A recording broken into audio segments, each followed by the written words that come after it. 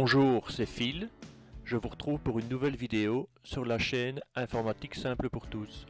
Dans cette vidéo, nous allons voir comment traduire un texte d'une langue vers une autre avec Microsoft Word. Si vous devez à un moment donné traduire un document venant d'une autre langue, que ce soit pour votre travail ou pour le privé, vous pouvez utiliser la fonction de traduction de Microsoft Word.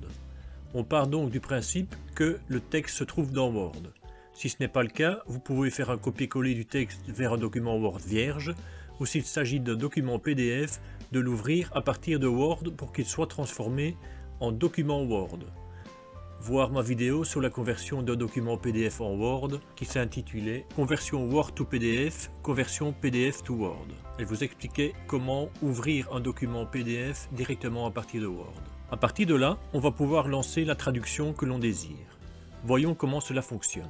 Je pars ici d'un texte en anglais que je voudrais avoir en français. Nous allons donc le traduire directement dans Word avec la fonction de traduction. Nous allons dans le menu Révision et nous avons ici Traduire. On a la possibilité de traduire uniquement une sélection du texte. Donc imaginons que je veuille traduire uniquement la première phrase. Je la sélectionne et je prends Traduire la sélection.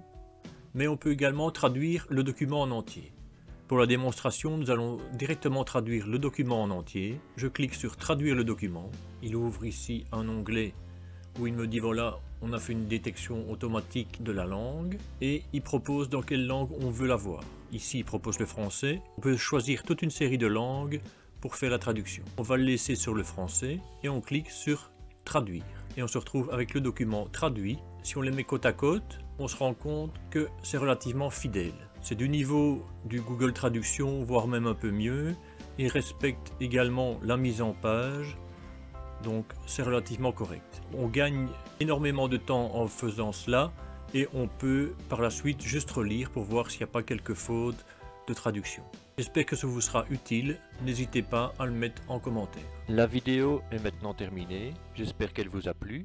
N'hésitez pas à visionner les autres vidéos disponibles sur la chaîne et à vous abonner. À bientôt pour d'autres vidéos.